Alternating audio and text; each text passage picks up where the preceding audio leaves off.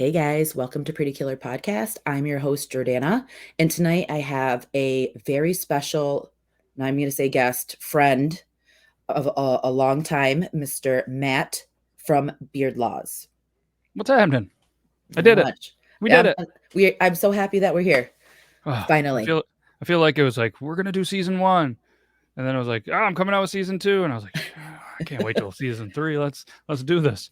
Let's do this. But just to let everyone know, like you pretty much, you gave me my name. You I came mean, up we with we Pretty worked Killer. through it, right?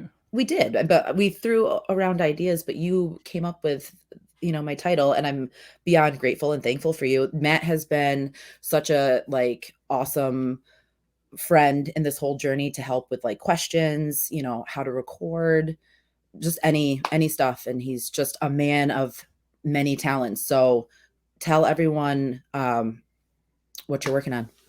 Oh man, how long is this episode? Because we get no, I'll try to keep it All the time in the world. quickly, but yeah, a lot of different stuff. I do a live show Tuesdays and Thursdays. Tuesday show is called Triple T or TikTok Tuesday. And it's kind of like the name. We have viewers submit videos, co-hosts submit videos from TikTok that we think are funny, twisted. Never know what's going to come out there. We show the videos on there, and after we show them, we react to them. And it's been going on. I think we just hit season 3, episode 26. So it's at 2.5 years. Damn, that's awesome. So that one's been pretty cool. It's a lot of fun. Then the Thursday show, I don't know. I think the co-hosts get pretty upset with me because I continually change the format, which is frustrating. You're not supposed to do that on a podcast, but I think a lot of the things that I told you from the get-go when we were throwing out names on how to do it is keep it fun, be Yeah. passionate about it, and when I get bored and something's not fun for me, I'm like, all right, guys, we're switching some stuff up. Yeah. Hopefully you enjoy it, because honestly, if you're not having fun on camera, the people that are listening or watching are definitely not going to enjoy it as well. So we recently switched to kind of a just free-flowing just podcast where it's kind of just a bunch of dudes at a dive bar having a conversation, a bunch of guys sitting around a bonfire, just kind of shooting the shit about whatever. We spin a wheel at the end of the episode that the viewers, and because it is live as well, and us in studio, we just put topics. We kind of have a generic topic, just kind of free flow about that as well. And it's pretty good. I'm loving it a lot more. And eventually we might even pre-record, because giving up Tuesdays and Thursday nights tends to be a lot when we only have about 2.5 months of nice weather.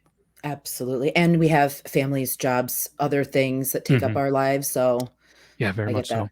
Yes. Yep. And something that, a lot of your viewers might actually enjoy. We recently started a kind of history style podcast called Your Town Podcast. Of yore, kind of just stories in there. And we kind of thought it was cool to feature stuff with ties to where we live. Obviously, Northern New York. You've spent some time in here. You're not Northern anymore. I don't care what those people in Central New York think, but or I'll even give them maybe upstate. But Northern New York, from the Potsdam. We just I don't know when this is going to air, but episode 12 or 13 was the owner of Gibson Guitars. The founder of Gibson Guitars actually was born in Chateauguay, New York.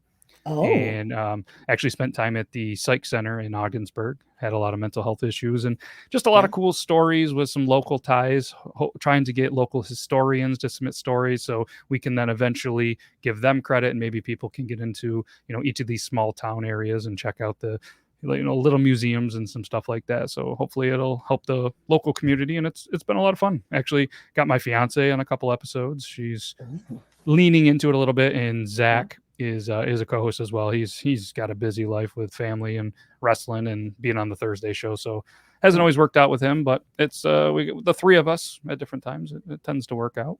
That's awesome to be able to do it with, your significant other, because it could be fun or it could be fucking disastrous and the worst thing ever. But, it's fun. Yeah, no, we enjoy. She doesn't overly love her voice, so we're kind of working on that, even though it's a, no pun intended here, but it's a pretty killer podcast voice. So well, that's like me. Like I had such in my head moments, and I, how when I did the page and then I didn't drop an episode for what, fucking 6 months. I was just so in my head and I hated my voice. And throughout, people are like, you have such a nice calming voice. And I'm just like, I'm going to roll with it. I'm going to not do this to myself. I'm not going to, do all that. But But back to Your Town, for everyone listening too, they did an episode on Wes Craven because he went to school at Potsdam State. He was a teacher or at teacher. teacher at Clarkson, and Oh, he yeah. actually started the drama club there. And the big tie with the Nightmare on Elm Street, there was actually on Elm Street in Potsdam is a house that looks pretty similar to the one in the movies, but he claims it has nothing to do with it. But what was really cool is the club shot a short film on a 16 millimeter camera, which was his first one. They shot a film, and it was kind of that house and of this, and then it became a frat house, and with the whole movies and everything popping there was all this graffiti and all this stuff that happened, but unfortunately the town tried to deem it historical and lost, so they tore it down. Damn. Fucking point lost for that, man. That sucks. But did you, and if you guys check the episode, it was very intriguing where he started making films. I don't know if you know this or not. I should know this, right? But I don't. The adult industry is actually where he got his start making films and movies. That dirty little bastard. I mean, good for him, because I mean, look where it brought him. But some of his early stuff was super dark, like the last house on the left. That movie was like hard to the original to sit through. And I think it's because of him that there's usually boobs in every horror movie, because of his ties, you know what I mean? And he, his style and his train of thoughts really did change the horror movie game. I mean, the way that he was able, not only the filming, but everything else, he really changed things up in the horror game. So that's why Valid I think point. boobs. Yep. I'm all for boobs, because the 80s genre, like horrible acting, boobs, awesome effects, like that's my fucking cup of tea. But also, like you said about him changing the game, like Scream, like he literally changed everything in 96 with Scream, and forever grateful for what he has done to horror. I mean, even prior and now, and to the porn industry. So thank you, Wes Craven. Yeah, just a stud. Yeah. Love him. I miss him dearly. Yeah. But so that's awesome. And everyone check out that episode and all the episodes, because it's nice to know about the history of little towns, because there's so much that you would really not even know about. Yep. Yeah. And the beauty too is we're taking stories from people. So, you know what I mean? If there's something that you come across and you're like, well, you should do a story here. And we've even got to the point where we're just picking random towns, and I'm just getting a hold of, to be honest, I don't like doing the research part of it. I'm the guy that just likes to get on the mic and sit in front of a camera and just go. But Zach, he's more the research guy. But there's some pretty cool stories that we have, and we're trying to get a hold of, like I said, historians and stuff like that can really paint the picture a lot better than we can. Definitely nice out of their mouth and their take on everything. Yep. Instead of a book. And I'm with you. I hate doing research too. I don't love it. I did like the research that we are doing for our topic tonight, which is our top 10 beards in horror, which I'm stoked. But to start off though, just like to ask you, what is like your earliest memory of horror? My earliest memory was, I don't know the age, because let's be honest, I mean, I have the memory of a gnat. So, but my grandfather, and it's actually the house that I live in currently, was a huge movie, but a very, very huge horror movie fan. And it was pretty cool because he almost had his own little like movie store in his house. He had VHS after VHS with multiple movies on them, all categorized from 1 to whatever. And he actually had, if you wanted to borrow one, you had to sign it out, almost like you were renting it from an actual movie store. And if you didn't, you were getting that call on a landline, people, and you were like, where the hell's my movie? You got this one, you got Children of the Corn, Gremlins, and Tremors. What are you doing? I remember he the same table actually that's still in my kitchen is it was just a huge circular table that can hold 8-10 people, and we would just sit around there. He had a TV up there, probably a 13 to 17 inch CRT TV, just kind of mounted on the wall, and just movie after movie. And we would just sit around there. We'd kind of shoot the shit, watch some movies, whether I was a young buck, and even, as I grew up, just coming over, having some coffee, hanging out, and just kind of watching movies with him. And Grams would be in the other room, again, surrounded by VHS ones, now watching horror movies, watching soaps or something. But it was kind of something that we bonded over. And to be honest, after his passings, I haven't really watched a ton of newer horror movies. It's just kind of a cool way that, we would be able to hang out and kind of watch some stuff. And I could see boobs as a kid. Yeah. It's so funny too, like when watching stuff like that at a young age and how people really didn't care. Like parents would take their kids to, like movies in the 80s and there'd be sex and tits and, all this horrible shit. And it just, whatever, like they were going to go see the movie. Exactly. Yeah. No, but so, yeah, that was cool. I mean, from, just hanging out with him, and it was a cool memory. I love that for you. I love grandparent stories because I was super close to my grandparents too. Yep. Miss them horribly all the time, but it's nice to have that, locked away. Exactly. So do you remember what like your first horror movie was that you watched that you actually like remembered and kind of like stuck in your brain? The one that really does it is the Leprechaun kind of movies. I Yes. love it. There's a quote in there that was like one of his little riddles. There was an old man from Madras whose balls were made of fine brass. In dark, stormy weather, they both clanged together, and sparks blew out of his ass. Something like that. It just, I don't know. I just can picture him just kind of doing that, and then that evil little laugh, and then he just. But that one, Children of the Corn, Pet Sematary, Tremors, we watched those, Gremlins, just like I said, those were the ones. I can't say this was the one. I don't remember. I mean, there was definitely a bunch of them. But all of those movies that you just named were classics. Like how can you go wrong with, I fucking loved Leprechaun. And that was kind of like my gateway into horror because it was, classified as horror, but it's not really too scary. Right. But that Gremlins, I can love Gremlins so much. Gremlins still, and it's kind of cool that a lot of the stuff's coming back. Like my my fiance, huge Gremlins fan, and this year I was able to find what the hell are those Christmas things that you open something every day? Advent calendar. Yeah, I found a Gremlins one of there. Awesome. I mean, it is awesome from all the little characters to, little slime. I mean, everything. And to the point where it's kind of like a display now, that one was cool. I think I found it at Aldi of all places.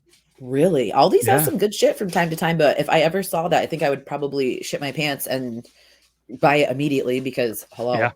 There was one left in the entire store because I was like, if there's multiple, I'm gonna buy a couple. And like I said, friends, family, that's what you're getting for Christmas. You're gonna get your own adult one. But yeah, no, it's cool that it's coming back. And we were lucky enough to have the Halloween store that was in our hometown for the season. Obviously it's gone. They just rotate. So we got a lot of cool stuff. I mean, even in the studio, I got this cool sign. This is welcome to Camp Crystal Lake. There's a Gremlins one on the wall. The 3 rules: keep them away from bright light, don't get them wet, never feed them after midnight.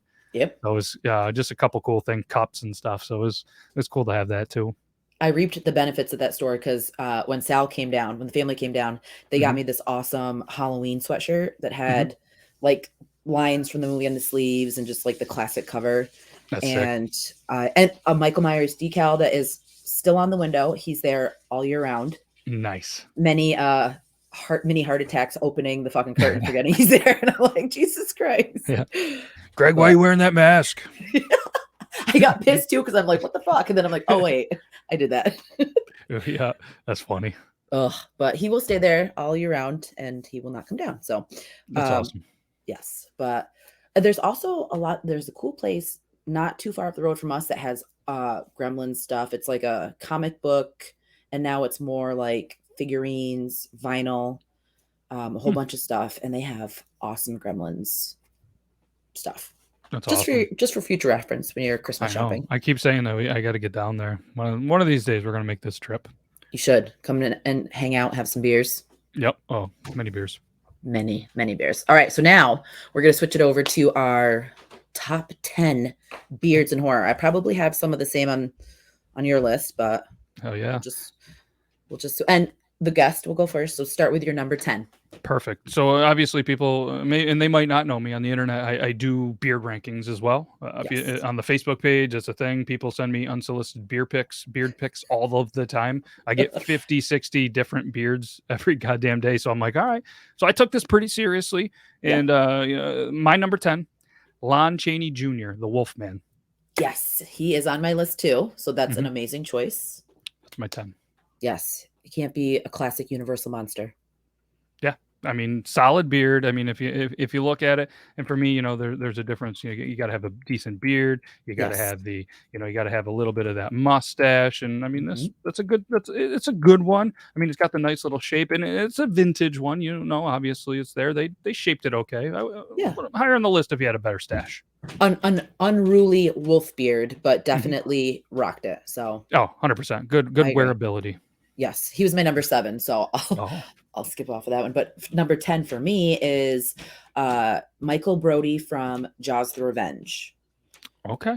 I don't know if I He know that one, but I'm gonna check this out real quick. Yes, please do. It's so Jaws: The Revenge is the 4th in the franchise, and it's the voodoo curse. Jaws followed the family from Amity to the Bahamas. It's the worst of the franchise, but it's one of my favorites. Okay. He was also in Halloween 2, but it's just a nice, like, groomed 80s. It was like, I think it came out 87. A really nice groomed beard, nice stash. He's He's got pretty. the curly-ish hair too, Yes. kind of Yep. going like the wet curly look. Okay, yeah, Yeah. that's good beard. Yeah. I like More it. of yeah, it's nice. Not so much in the length, but I just feel like it looks nicely, like, Mhm. structured. I mean, I don't know if I'm using the right beard terms, but to me, it looked like a That nice works. beard. That works Yes. for me. No, that's good. That's solid. It's a good Yeah. start. I mean, if that's your 10, I'm excited to see the rest. Yes, definitely. So who you got for number 9? I have James Brolin from the Amityville Horror. Fuck yeah. A solid 9 in my opinion. I mean, Yeah. not only is it a decent classic movie, but I mean, it's got that, what were they, 70s, late 70s, early 80s, probably Yeah. in there. Just that classic. You got the flowing hair, the beard, just solid mustache, good beard, and just the classic, I guess, dad beard there, rocking the Yes. flannels. The only thing that I didn't love is just a completely shaved chest in most of the movies. Like, you're rocking that big beard. Let's sell it a little bit. Let's let that chest hair flow up right into that beard. Right. I would like I love body hair. I love chest hair. And if you have the beard, you have to have the chest hair to match it. It That's what I'm just looks saying. weird.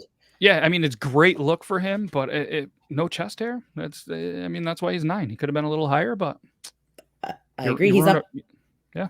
He's on my list too. But I love, like you said, the feathered 70s hair look Mhm. with the beard. And I mean, granted, he's batshit crazy in the movie, but Yep. very nice beard. We're not judging him and his batshit craziness, just his beard at this point. Yes. So number 9 for me is going to be Aaron from Creep 2. And Creep 2 is like an indie, not so known movie, but it's one of my all-time favorites. It's not really lengthy, but I just think he owns it and he rocks the stash, and it just gives so much character to him, because if you've seen him in Creep, he's just clean shaved, completely different, but I think it adds to what I love about him. And yes, he's the antagonist, but I find myself rooting for him, and I love his facial hair. Yeah, when I googled it, the first thing that showed me was him in a towel in front of a fireplace. Yes, I mean there So, is with a definite comb over. nudity. Yep. Yes, Yep. and you So that's him. see penis and pubes. So I Mhm. mean, at least they added the pubes No to go with the chest hair beard. again. No chest hair. What is it with Hollywood and chest hair? I mean, I have to imagine even when Wes Craven was in the adult business, there was a lot of hair in his time. Yeah. And leave it, like, not to go off topic, but like when Mhm. Greg and I first got together, we went as Zorro and like whatever his love interest was, Mhm. and he shaved his chest, and I was so pissed. I'm like, Mm. why? Why would Don't you do do that? that. Don't do that again. And then it I grew mean, in, and it was all yeah, ugh. the only reason I would ever see to shave is if I was like a swimmer and I was Mhm. trying to make the Olympics or something. But it turns out I don't really like swimming, mainly because of potentially, spoiler alert, somebody that could be my next beard that I'm gonna rank. Oh shit. I Mhm. love that segue in. Who is You it? like that? I It's do. Richard Dreyfuss in Jaws. Fuck yes. He My number is 8. my Yes, he's my number Mhm. 4. Oh, okay. You Because wait until you start seeing the list, and you're gonna be like, "Oh, okay, these are great beards." You're gonna know the movies more. I had to really do some research because, like I said, I didn't know some of these horror movies. But yeah, I mean, it's an iconic beard for sure. And like I yeah. said, top 5 for you. Good wearability, but just kind of Mhm. that, he spends a lot of time on a boat. So it's a Yeah. little bit wind beat up, not a lot of product back in the day. But the one thing I do really love is why I kind of have him at that 8 spot is the natural coloring. They kind of let that natural coloring with a little bit of the gray, a little bit of the whites, and just, I mean, it's a definitely trimmed shape and the cheeks and everything. Like, I think if I'm on, a guy that's in Jaws and I'm stressed out trying to catch Jaws, I'm on a boat. Mhm. I would have liked to see a more natural, with the cheeks filled in, and because Yes. you're not going to spend all this time while you're trying to get Jaws cleaning up and trimming up the beard. Hell no. You need to worry about that shark that's eating up kids and swimmers and all that nasty shit. So Yep. don't worry about your beard. Worry about the shark. Exactly. All the points that you said, because when we get to mine, I'm not gonna go through it again. But like, I completely agree with you. I wish it was a little bit longer, a little bit more gruffier. But the salt and pepper, nice touch. Salt, ode to the sea. I feel like. Yep. I So like that. Yeah. So it's perfect. I'm like really excited to hear the rest of yours because like all of mine are kind of up, and I can't wait. I'm excited. Yeah, it's going to be pretty good. So my number 8 is Lon Chaney Jr., Wolfman. So gotcha. I mean, okay, iconic. Yeah, it's pretty iconic. Yeah. My 7's a little bit of a reach. So I mean, if you can veto, this is your show, you're allowed to. But I went with Gunnar Hansen, Leatherface. You don't get to see it, obviously, with there, but that beard, even when he filmed, according to the research that I did, was still there, still a pretty decent beard. And you see a lot of the pictures, obviously, offset or filming and stuff like that. When he has there, it's a pretty nice beard. And I think if you look closely in a lot of the movies, the way that the mask kind of fits, and it's got the little bit of a bubble under here, it's because that beard is there and bulging out. And even in his kind of later life, that nice white beard, had a nice little mustache, and not too low of a cheek line. It kind of drives me nuts when people come in, where am I here, and then they go down too far and over. So yeah, I thought that was a pretty solid beard. So that's my 7. There is no way I would veto that because that's an excellent choice. I love that you threw that in there. I'm kind of mad that I didn't, but kudos to you, Matt. Hey. Yeah. My number 7 is kind of odd because it's a female, but it's Ethel Darling from American Horror Story. It's Kathy Bates. Yep. I think it's a nicely groomed and hearty beard for a woman. It is. In Freak Show. So I love Kathy Bates. Misery, just everything. She plays all the characters in American Horror Story so well. Very well. So she has to be on that list. So she is 7. Solid 7. Yep. Solid 7. Honestly, she was on kind of a I have an extra list of some that didn't make the cut, and yeah, that's a good one. I like it. I like that a lot. All right, my next one is Sid Haig from Captain Spaulding from The Devil's Rejects. Yes. It's a unique beard. It's one that I think you definitely remember. It's just, and then especially when you start to throw in that paint and they leave that in there, it's very all natural, more of a, kind of not whaler, like the opposite whaler, where it's got this, a little bit of the chin there. And it's one that I think when you think horror movies, you think, yep, that's pretty freaking creepy. So it's iconic. He's an iconic character, that movie. As much as I can't stand Rob Zombie and I can't stand the movies. Yep. It's a great beard, and rest in peace to him because yes, but amazing beard. And in the yellow teeth would make that grayish beard pop.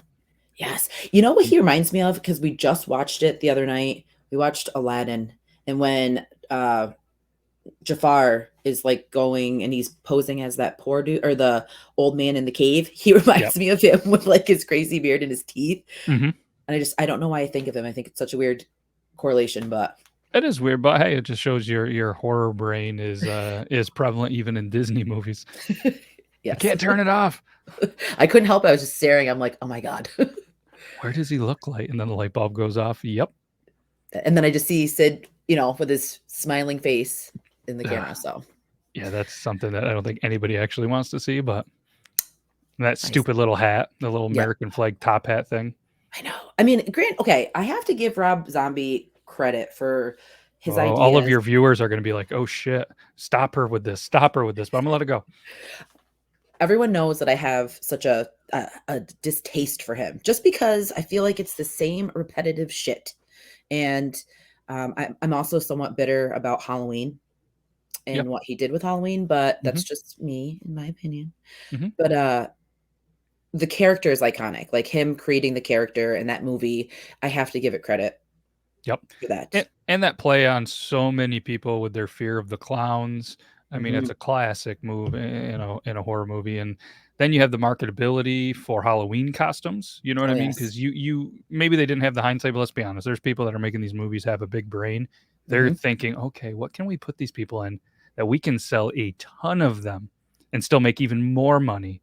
And Yeah. that's a costume that is very achievable, homemade or store bought.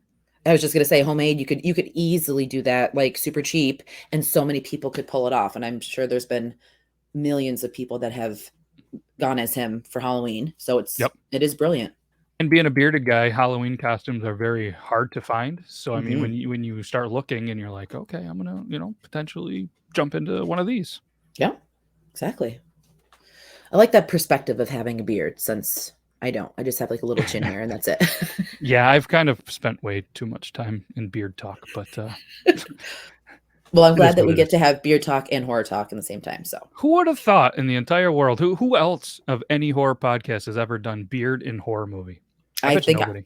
I think I'm the first, First one. You heard it here and first, people. I'm happy that I claimed it and I got you on here. So Heck yeah. yes, I feel like I'm going to be judged for my list because yours is so goddamn good and mine is like it's going to kind of fall off at the end. So you might have me beat. Judgment free since '93. You're good. Thank you. Appreciate that. My number 6 is from one of my all-time favorite newer movies, Caveat. It's on Shudder, and it's Isaac, and he's the guy that gets paid to go watch this guy's crazy cousin, and it's oh my god, that I cannot express and like not talk about this movie because I feel like more people need to know about it. But his beard is like it's got the length, right?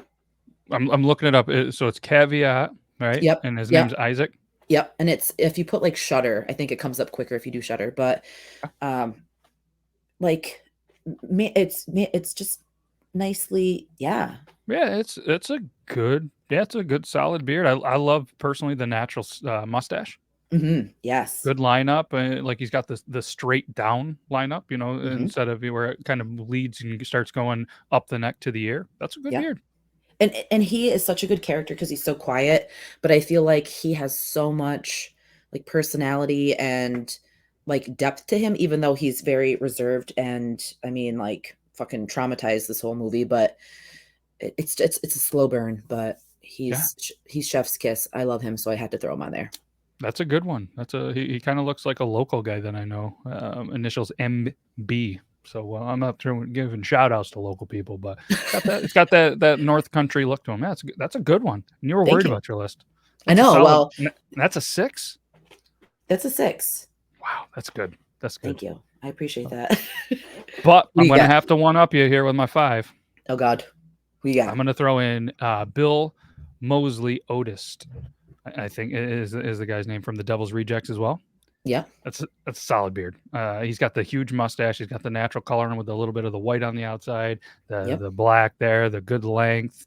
I mean, the part that he plays, I feel like, you know what I mean, with the what's the word I'm looking for? Kind of hillbilly, I guess, putting it nicely, kind of role. I feel like it should be a little less groomed. You know what I mean? You should really see the hair on the cheeks. You should really, because he's got that kind of dirty, long hair, and the beard to me looks overly groomed for it.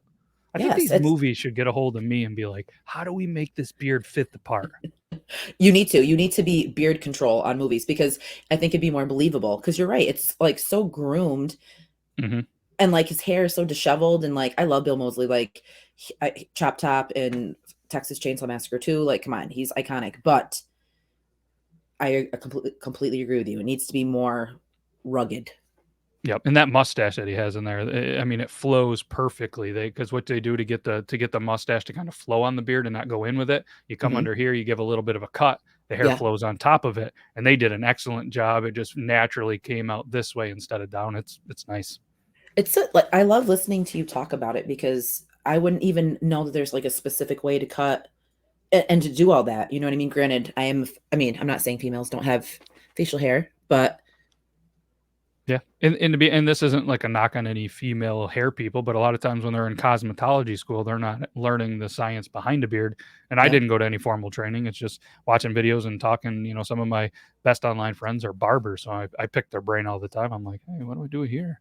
But that's awesome. They should like include that in cosmetology, because I mean, beards are such a like staple in culture now. Like it's such a big thing, and I feel like you would think that there would be like some sort of class to teach it. Yeah, they do like specific barber ones and stuff, and it's you know, it's a couple of I want to say it's like 300 hours or something like that in the state of New York. Oh wow. You have to go through it. So yeah, I'd love to hear some beard horror stories. Not to be mean, because I know like that's a lot of work and you invest a lot of time in it, but I'm sure there's been like oopsie yeah, moments. people around bonfires, people around grills. You know what I mean? When you start thinking that way, I mean, you have lots of hair. There's probably been moments where, you know, flames and sparks and stuff and products in there. And that's one of the worst smells ever. It is, and it's so fucking terrifying because it catches so quick. So like, even if you catch it for a second, like I had a bang just go from smoking one time. And try having that with a mustache. You know what I mean? You're right in here, and you're just like, I'd be terrified. Yep. If if I have to ever have any of that, I would probably use like a Gandalf pipe and just have it like way out to the side, about 3 foot away. You need a Gandalf pipe, because that would be iconic with you, and just like a little wizard cape. Yep, that would be sweet. It would be. All right, so I mean, that was pretty solid. We're into the top fives. Things are solid. Heating up. I know you're 4. I think you told me, but I'm curious your 5. My 5 is already said. It's James Brolin. From Amityville. I mean, because there's something about his 70s hair. There's something, and I know that's not what we're like touching on, but I feel like it kind of goes with everything. Agree.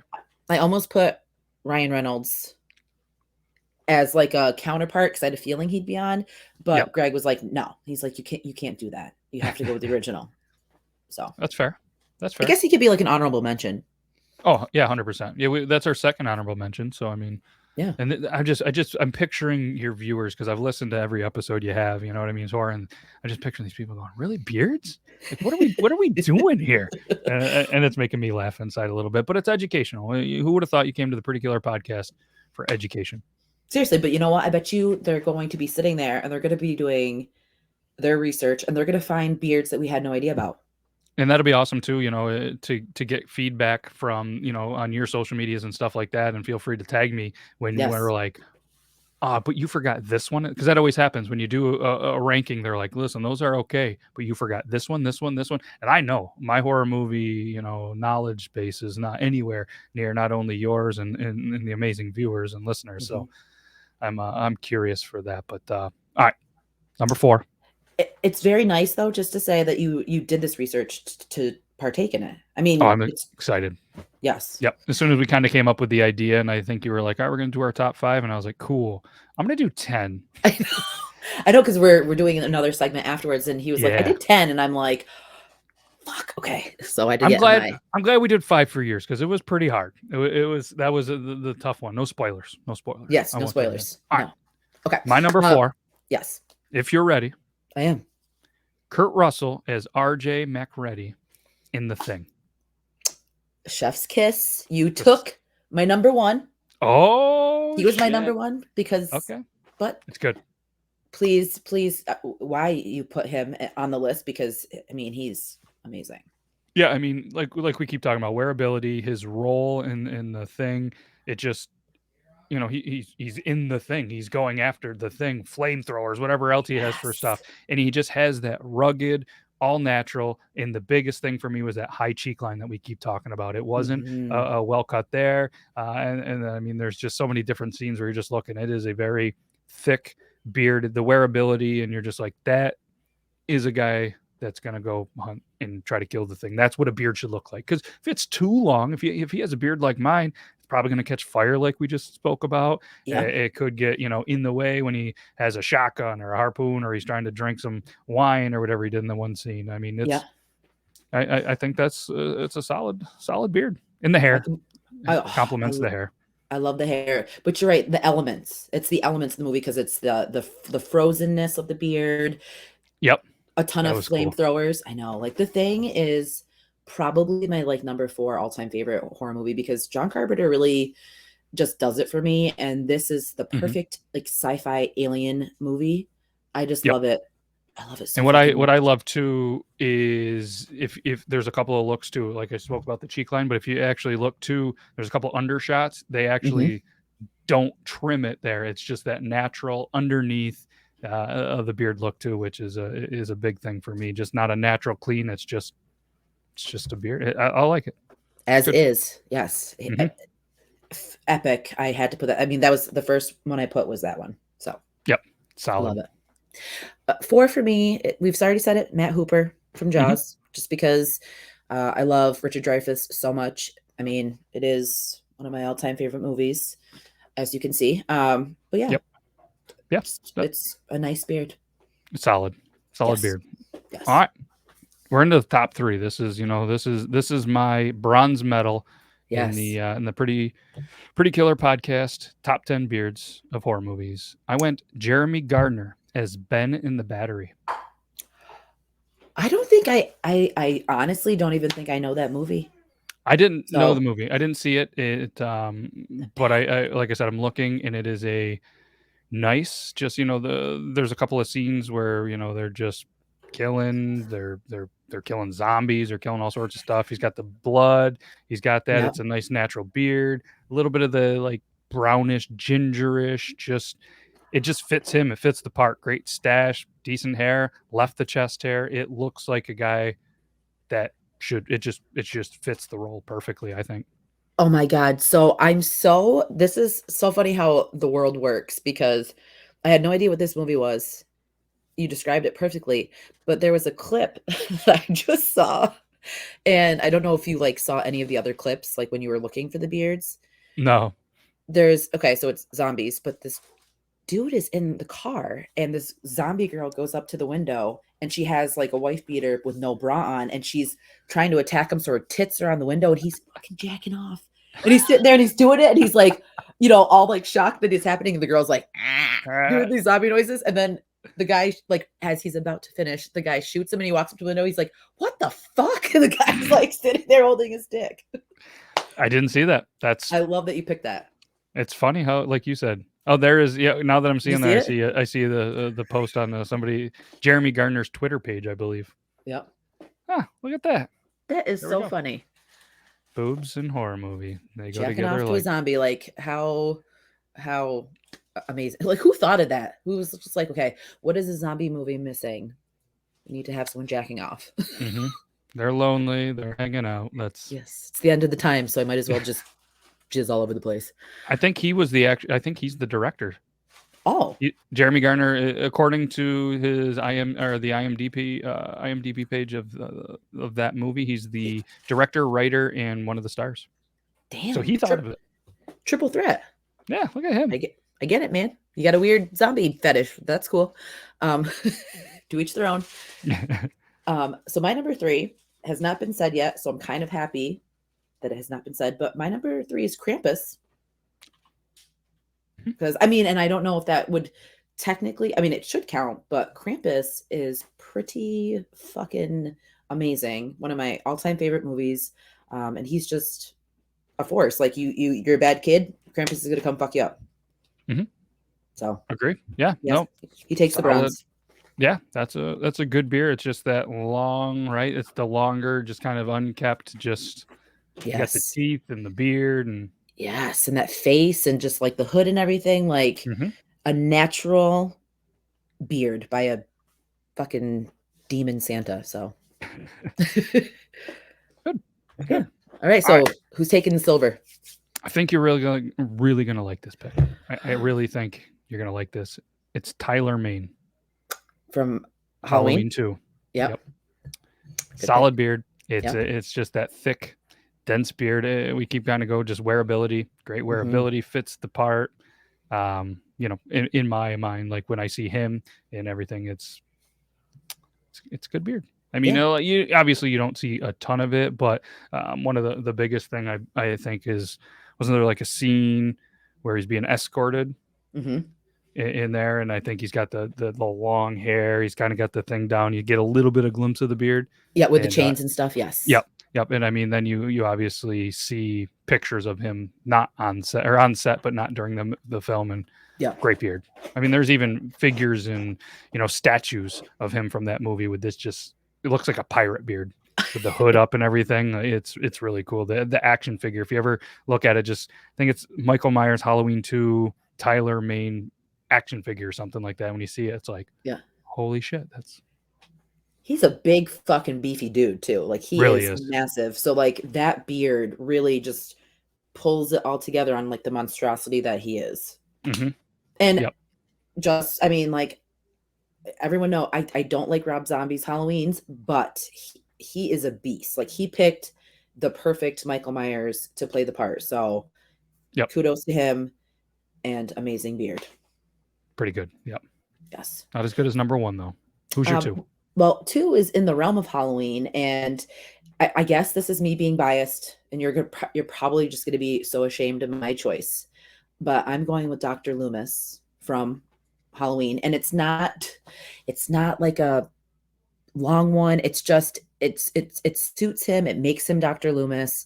As it grows over time, he just leaves it gray, but it's still kept nicely with the mustache. And I'm a simp for Dr. Loomis, so he had to be my number 2. Yeah, and I mean, at the end of the day, too, I mean, a lot of times I'll tell people, like, is it a good beard or is not? Now, picture that person without whether it's a mustache, sideburns, whatever it is. I mean, you take that off, they're not that person. They're not that character. They're not that person in real life. Yeah. And like you said, he without that facial hair, he's not that person. So that's a good pick. Yeah. I mean, it's close to my heart, so it's number 2 for me, and that's it. All right. So all right, this one. Yes. This one, I don't think you would ever guess that I would say this, but in my opinion, the number 1, and I hope I don't let you down here. Okay. I don't think you will. Bill Goldberg in Santa Slays. Yes. I totally was going to put him on the list, and I did not, and I'm so pissed that I didn't, but excellent. It's a great I'm beard. going to insert like the fireworks blowing. That's a really good number 1. It's a great beard. Yeah. And it's such a funny movie too, because it's like ridiculous, but I love cheesy movies. So as soon as you said the Krampus or whatever, I was like, okay, we got a little Christmassy horror movie style thing going in the top 3. Santa Jaws is like one of my favorite Christmas horror movies. Like there's a fucking shark's fin with a hat, and when it comes up to do the dun dun, it's Christmas songs. It's like ding ding ding ding ding. It's so ridiculous. I haven't seen the whole. I've seen more than I probably should have. Those memes and everything, and it's pretty good. It's amazing. It's a good. Don't think about a lot of things while you're watching it, but you already said number 1, Kurt Russell, McReady from The Thing, just iconic, epic. Yep. It fights the elements. It just adds the badass to him because he's one of the best characters in the horror franchise. So that's I think they're 2 extremely solid lists. Agree. I mean, we had 40% of our lists were the same, just different orders. I mean, that's pretty good. That's pretty good. We got it. But your number 1 was awesome, and your zombie jacker offer was a great pick too. So there we go. And maybe it's a movie you hadn't really seen yet, and you'll be watching a guy jack off to a zombie in no time.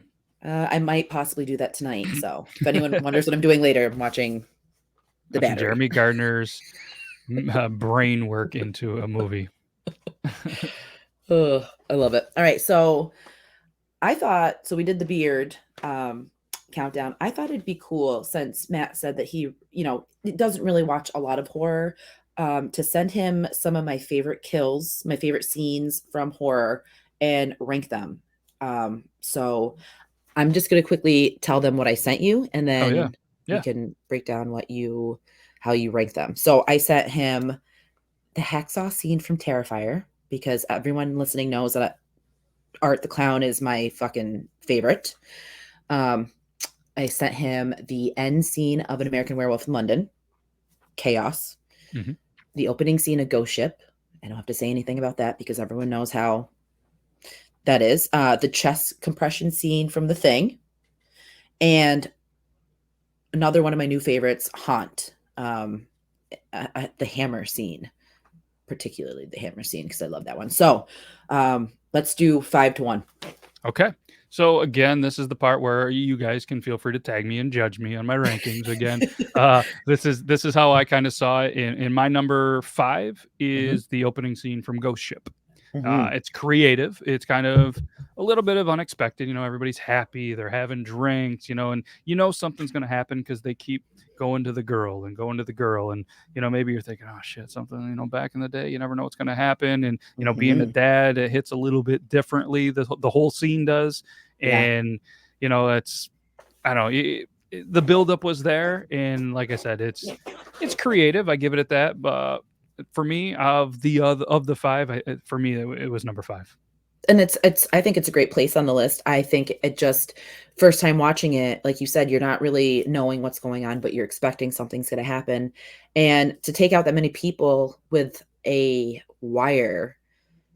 And also, like, it's funny that you said that too, about perspective of being a parent watching horror movies, because it hits differently than when you are a teen in your young 20s. You know what I mean? But that part when when she's holding him and his head slides off, I was just like, yep.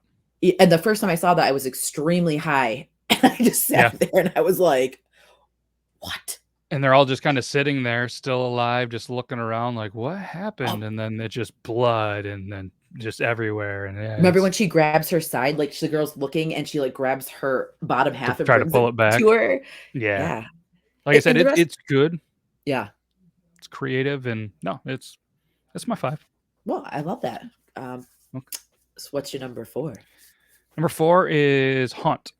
Yes. For me, it has the old school kind of kill scene vibes to it, some unexpected kind of creative ways. But for me, being what a 2019, yes, I think I expect a little bit more from the newer movies, because you know what I mean? They've seen all the ways from, over the decades, them. And I personally, I'm a big fan of the kind of that cat mouse, the build up and everything. And, there's, I think, more ways to be a little more gruesome, from the graphics to the kill scenes. And I think that's the only reason I think it hurt me a little more is being a newer movie. I was expecting a little bit more, I guess. So that's on me, not the Haunt.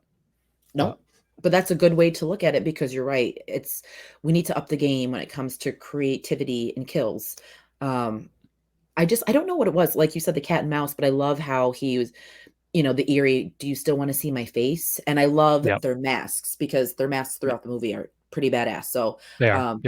That one kind of stood out to me, because that one was like the more gruesome of the kills in the movie. So I had to throw, but compared to the other ones, it's a little bit lighthearted to what else we got. What do we got for number 3? 3, this is a tough one, but I went American Werewolf. I mean, it's a classic kill scene, just chaos everywhere, from people running, gory, just getting beat. You know what I mean? It's an OG horror movie, and I do love it. But with the other 2 that are left, it kind of, and I liked it personally. Maybe because it's a werewolf with a beard, but maybe a little bias there. But I did like it better than the Haunt and Ghost Ship, but not as good as the other 2. Can I tell you a secret? Yeah, I mean, we're on a podcast, so well, if everybody else can have a secret. Oh, fair enough. Yes, because I feel like it's a judgment-free zone, but I almost put the werewolf as a beard, because he is a hairy motherfucker, but I didn't really know if it fell in the realm of, like, because it's, a natural beard, because he's a fucking werewolf. I put a werewolf as my 10. I know. Oh, duh. We did put Lon Chaney. Damn. You could have. It's okay. Okay, see, next time. This is what I'm talking about, that instant regret. Yes, next time when we do our, and we'll send each other so we don't have duplicates, and see how hard that makes it. Fair enough. Yeah, like a limit, like a draft. I took this one. This one's off the board. Yeah, we come up with our top 20 or whatever, and okay, we're on to something here. We'll do that next time. Okay, so I'm excited to hear what your number 2 is. My number 2 is The Thing. You don't really see that coming, you're doing and it was the chest defibrillator. You're doing that, then boom, hands are gone. Oh shit. Then you get to use a flamethrower. Yes. I mean, it's a really cool scene. I mean, it was a tough choice, but obviously it leaves one. And once you tell me to unleash the one, I'll tell you why. But yeah, it's a classic kill scene. Totally. And I love the events that transpire afterwards, after like the hands are gone and then the head and that whole sequence, because the practical effects of that movie is just, I mean, comparable to like the stuff that we see now. Granted, practical effects are coming back more in horror, which thank God they're listening to my prayers. But that was one of my favorite scenes ever in a horror movie. Just because it's so crazy, like the dude's head and he's all like, and then just going, crawls off, like classic. It's a good one. Yes, so real good. Obviously, number one is Terrifier. I haven't seen the movie, and kind of as you mentioned, one of apparently you said it's one of your favorite. And I mean, it's just a wild, bloody, gruesome kill scene. I mean, from the classic, oh, there's a girl in a chair with duct tape. Oh no, what's going to happen to her?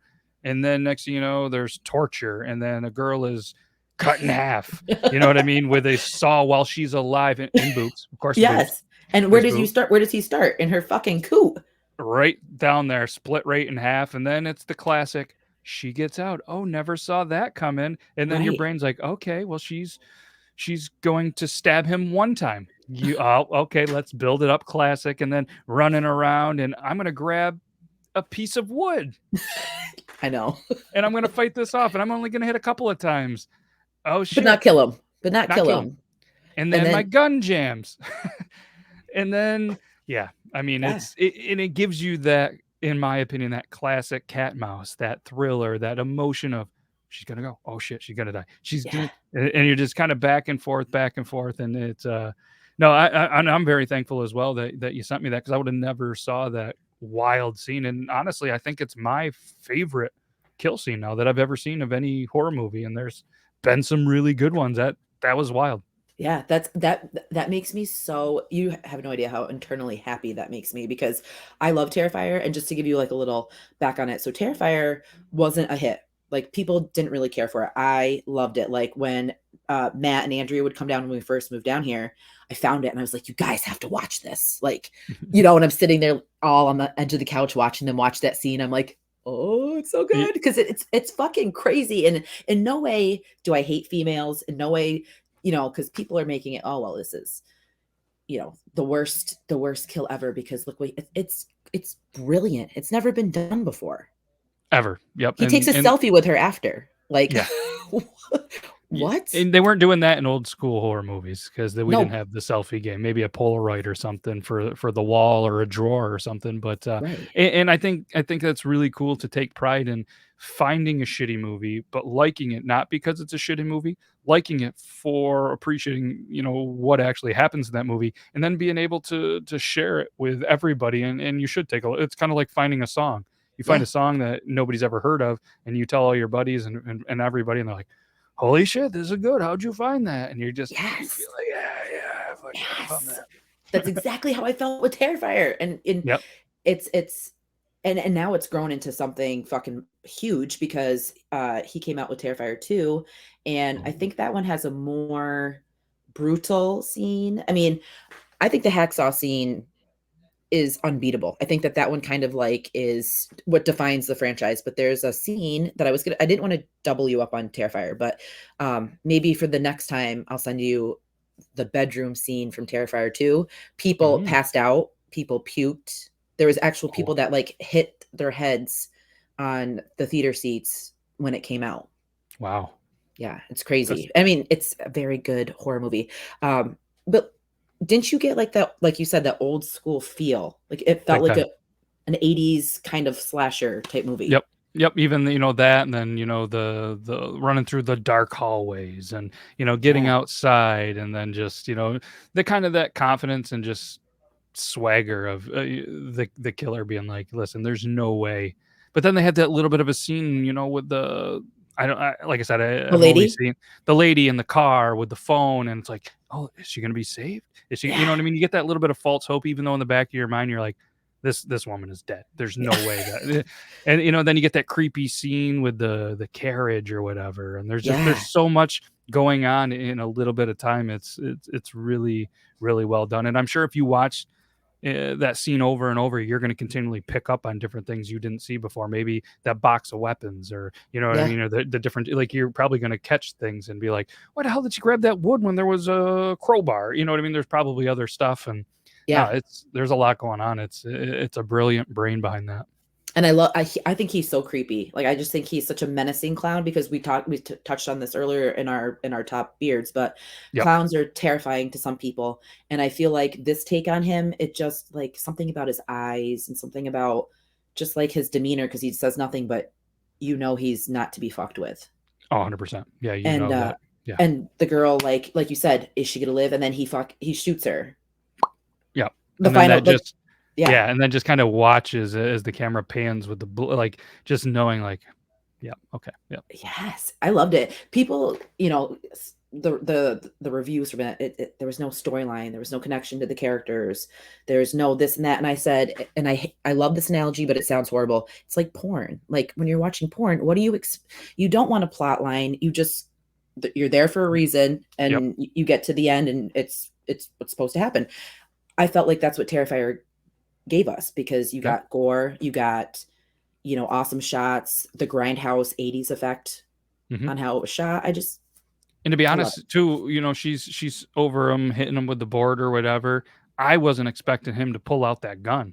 I know. Like, I'm thinking, oh, he's got the knife. My whole thing is like, he grabbed that knife out of his back. He's gonna do something with that knife. Like, I'm thinking like an epic throw scene and just split her between the eyes or the skull or something. And it's like, nope, I'm gonna blast her leg, and then it's just she's going nowhere at this point, I guess. So I'm glad that you said that too about the gun, because a lot of people hated that. People were like, slashers aren't supposed to use guns, but I don't really think there's rules. You're supposed to up the ante.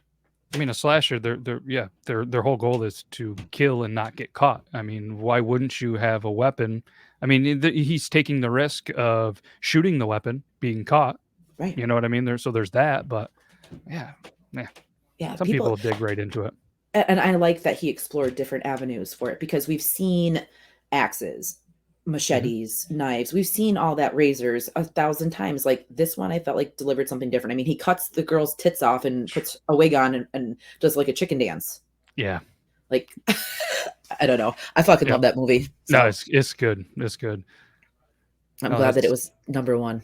Yeah, it had to be, in my opinion. So yeah, no, that was fun. That was a good list. I was expecting either like you to be like, Jordana, what the fuck is wrong with you? That's 5. Like, why would you put that? And I'm just happy that you put it as 1. So, hey, like I said, I grew up with him. I'm probably going to be the guest on your show that knows the least amount of horror, but I know enough to be dangerous in the horror game, right? Yeah, and I will like sprinkle you with knowledge on what I think is good horror, and you're gonna in return tell me awesome facts about beards and mustaches. So exactly, it's a giving.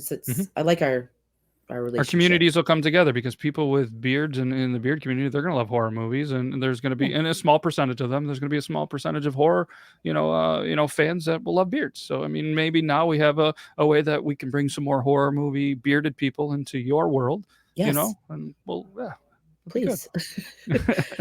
Well, I had a blast. I'm glad that we got to finally connect, because, we used to see each other every day at work. We moved away, and but we didn't. You did. I know. I went nowhere. I know. I moved away to do this podcast. Yep. Well, sometime too, maybe you guys are up for an extended time. Maybe we'll do a special edition Pretty Killer podcast in the Beard Law studio. Oh my God, that would be amazing. And we can have Greg in here as well. We have the setup. We can have 4 or 5. I mean, we can have a lot of people. It's cramped space, but we could easily have 3 to 4 guests in here easily. If we have beer, we'll be fine. Oh, there's a beer fridge. Yep. And he'd be happy too, because he was like, "Oh, you're recording with McClear?" I'm like, "Yeah, yep. He's mine though. You can't talk to him." Yep. But yeah, like I said, maybe you guys we plan a trip, or we figure it out. I come down to there. I bring some equipment, and we could easily, with the equipment I have, we could sit down right there in your studio and have a nice little one as well. Right to the right of me is our vinyl collection, and we can hang down here and look at some horror records and spin some tunes. There we go. I'm down for all of this. We'll have one here. Yeah, like I said, it's easy for me to pack up and bring this show on the road. I do it often. So yeah, you heard it first here. We're gonna have the first collab in studio. We're going to get Greg, Jordana, and whoever else is in the area. And yeah, we're just going to grab you from the, yeah. We'll start taking applications for who wants to be on. Yeah, special fourth spot. Yes, to be announced. But so why don't you tell everyone what's coming up, like episodes, lives, just so they can hop on and watch the amazingness that is you. Yeah, I mean, the Tuesday show is going to be always the Tuesday show. So I mean, that's there for TikTok. It's just different videos from different people. Thursdays, kind of free flowing. You know what I mean? If you're just looking to, kind of like you said, it's Jaws, the Christmas Jaws movie. It's just kind of a mindless thing that you can put on, kind of multitask, have a beer, have a laugh, and then most people come in and they just jump right out. That's Thursday. The Yorktown, we have a couple of things. There's an Onondaga Bridge story that we're going to be doing at some point. There's some really cool kind of stuff with that. I'm trying to think what else there is. We did the Gibson guitar one. We're going to do one on Lake Champlain. Oh, which will be a pretty cool one with Champ. I know Champy. He was. We're also working on one with Stacy Castor, which is the Syracuse Black Widow.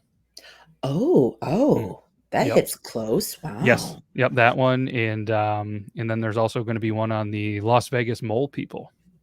Oh, wow. All of that sounds very and we decided to go Vegas for that one. We're gonna start kind of doing there because I'm going to be in Vegas for some kind of beard work stuff. So we're gonna be I'm gonna be out there doing some stuff here July 10th to the 14th. But we got all sorts of stuff.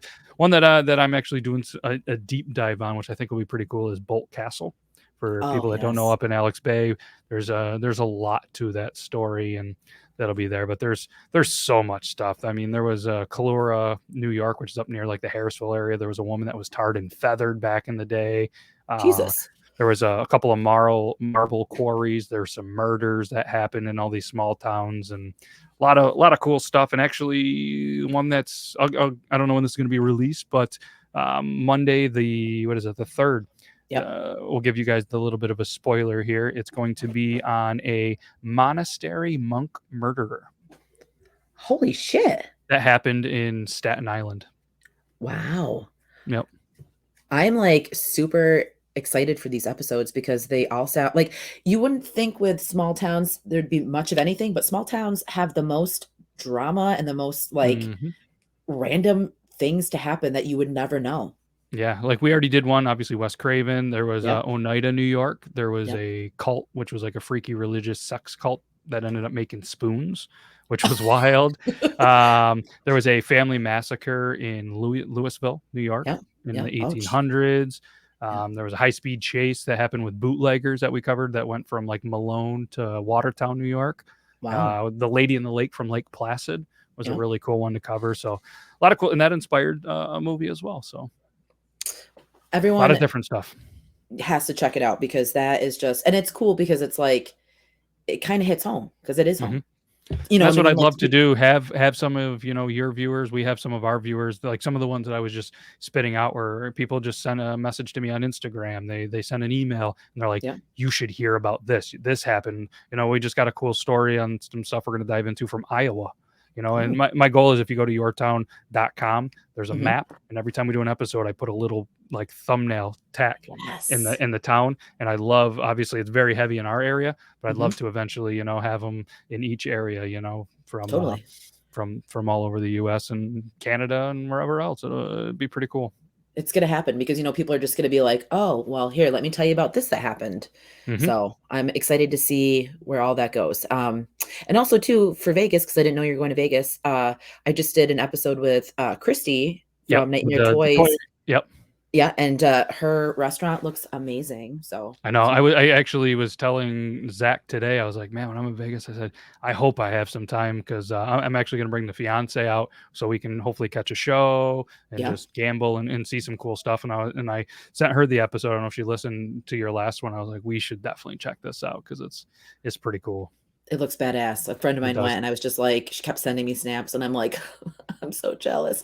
But that's a bucket list, hopefully. But I hope you have a great trip. Thank you. You're welcome. And thank you so much for taking the time to hang with me. I cheers you and had a great time talking. And I'm going to link up his link tree in the description below. So make sure that you follow if you're not already. Be crazy not to. And yeah, so maybe they'll be crazy to follow me. I mean, it can go either way. I think they'll be. Your list was stellar. So, but thank you to everyone who's listening. And until next time, we'll see you then. Good night.